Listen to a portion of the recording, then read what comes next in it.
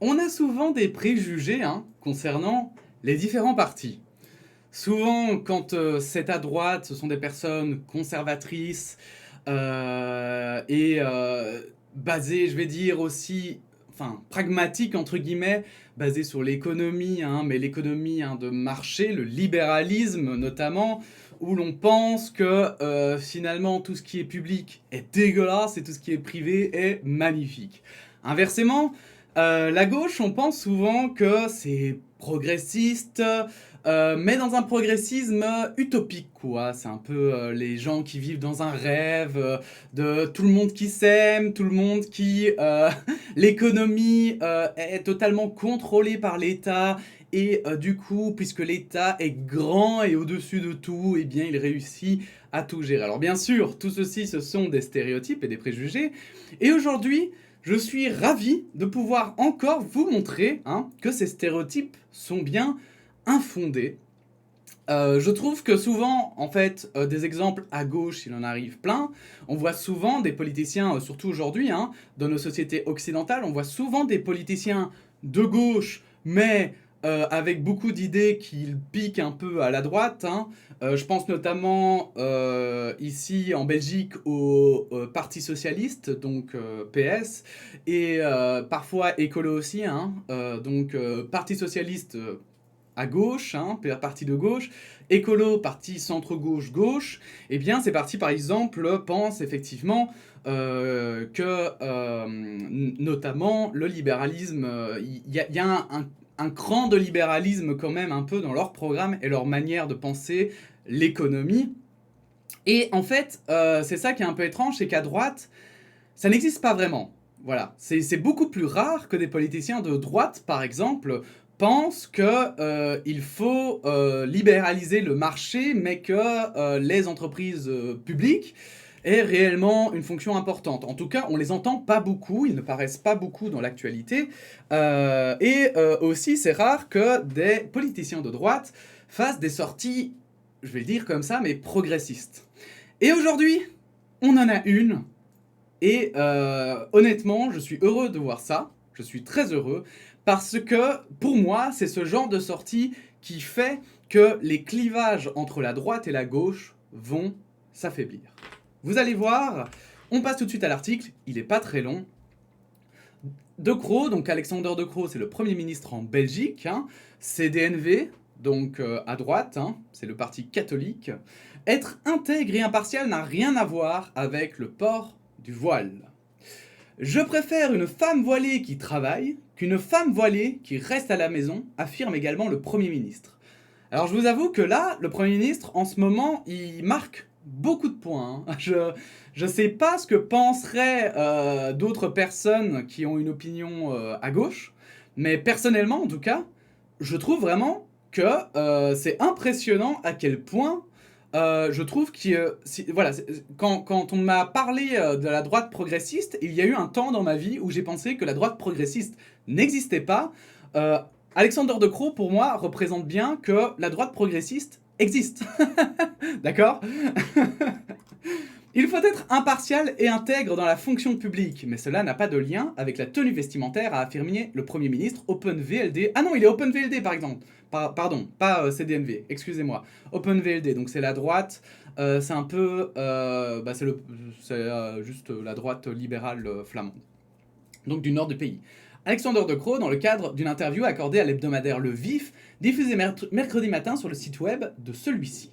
Le Premier ministre s'y est exprimé sur la question du port de signes convictionnels dans la fonction publique, revenu sur le devant de la scène politico-médiatique depuis la désignation, suivie de la démission, d'Ihsan Aouache du poste de commissaire du gouvernement à l'Institut pour l'égalité des femmes et des hommes. Il faut être impartial et intègre, bien sûr, mais ça n'a rien à voir avec porter le voile ou ne pas le porter. Ça n'a rien à voir avec la manière dont vous êtes habillé, a dit Monsieur De Croo au sein de cet entretien. Et je trouve que c'est en fait un des messages qui sont extrêmement importants parce que en fait ça montre que c'est pas parce que vous êtes, allez je vais dire économiquement de droite que forcément vous êtes de droite sur tous les points. Et ça, moi, je trouve ça intéressant. Parce qu'on peut aussi, par exemple, être de gauche il y a des gens qui sont de gauche et racistes. Je veux dire, ça existe. Il y a des gens qui sont de gauche et qui sont conservateurs. D'accord? Certes, je pense que c'est plus rare, mais malgré tout, ça existe. Et en fait, c'est intéressant de voir qu'à droite, il y a aussi des gens qui sont de droite, mais de droite progressiste. De droite inclusive, qui accepte les autres, parce que, voilà, pour comparer son équivalent, et c'est réel, hein, du côté francophone, son équivalent du Premier ministre, c'est le MR, parti de droite, hein, libéral, et au MR, son président, c'est Georges-Louis Boucher, et Georges-Louis Boucher, qu'est-ce qu'il a fait? Il a fait une bataille contre ce voile. Et il a fait une bataille au point de dire des choses qu'il a après supprimées comme si de rien n'était. On en avait déjà parlé dans la précédente vidéo, je vous invite à aller la regarder. Plus largement, l'actuel Premier ministre soutient que l'on ne peut pas se permettre un gaspillage de talent. Naturellement, il y a un côté idéologique par rapport à ça, il faut respecter les choix personnels de chacun, mais d'un autre côté, je me dis, à quoi ça sert d'avoir des universités et des hautes écoles où il y a plus de femmes que d'hommes, avec des grades académiques supérieurs aux hommes, si c'est pour avoir, 10 ans plus tard, les femmes au foyer les plus diplômées du monde? C'est un gâchis sociétal énorme, et donc oui, je préfère une femme voilée qui travaille qu'une femme voilée qui reste à la maison, a-t-il précisé. Les politiques plus prohibitionnistes lui semblent à cet égard contre-productives. Ma volonté, c'est que chaque personne soit assez forte et assez émancipée pour faire ses choix elle-même, y compris de porter un voile. Et je sais que d'autres disent « Oui, mais êtes-vous bien sûr que c'est un vrai choix individuel ?» Mais qui suis-je pour juger de ça? Qui suis-je pour aller leur dire « Vous avez fait ce choix-là, mais ce n'était pas le vôtre ?» Et aller dire que puisqu'on lui interdit de travailler dans une fonction si une personne porte le voile, ça va lui faire prendre la décision de ne plus porter le voile. Honnêtement, je ne vois pas ça se passer, a-t-il ajouté.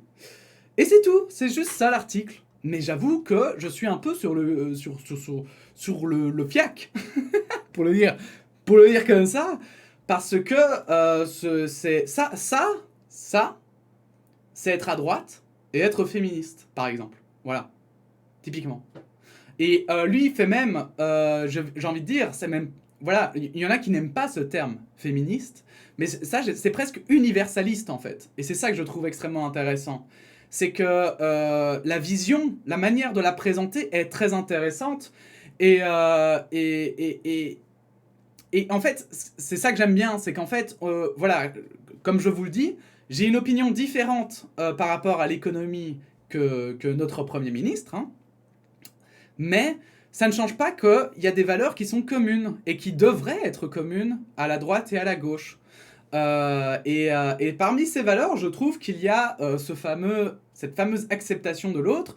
Et bref, mais ça part après dans l'opinion évidemment individuelle à chacun, pour faire un beau pléonasme.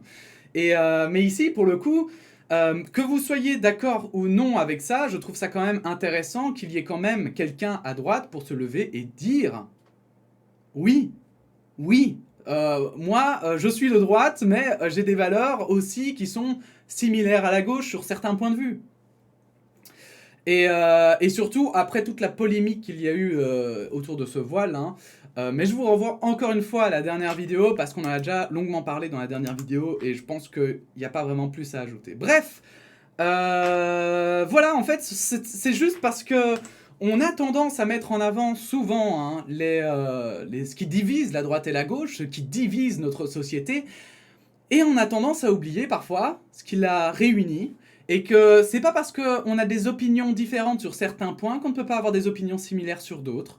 Et en l'occurrence, moi je crois qu'aujourd'hui on est quand même dans une société bien plus inclusive, une société qui respecte, qui a envie en tout cas de respecter des valeurs communes, des valeurs qui ne sont plus conservatrices, personnellement je le pense, hein. Je pense que même les gens, je vais le dire hein, comme ça, hein, mais les personnes qui sont... Enfin voilà, l'opinion par rapport au code vestimentaire, je vais le dire comme ça, je pense que c'est un débat plus large que juste sur le voile d'ailleurs. Mais voilà, c'est ça que je trouve intéressant, c'est qu'en fait, aujourd'hui, dans notre société, on a beaucoup plus de points communs que ce qu'on pense, mais je crois qu'il y a certains politiciens qui font tout pour que on ait l'impression que ce soit clivé, qu'il y a la droite contre la gauche et que ça se tabasse, parce que vous connaissez l'adage « diviser pour mieux régner », et certains politiciens n'ont malheureusement pas de talent, donc ils n'ont d'autre choix que de diviser, et de cette façon, ils espèrent être élus. Et j'ai envie de dire, faites bien attention, et j'ai envie de dire même, faisons bien attention, et ne tombons pas dans ce piège. Bref, n'hésitez pas à donner votre opinion en commentaire. Si cette vidéo vous a plu, n'hésitez pas à vous abonner et à la partager, à la liker. Et sinon, on se dit à bientôt pour de nouvelles actualités. Voilà, la bise.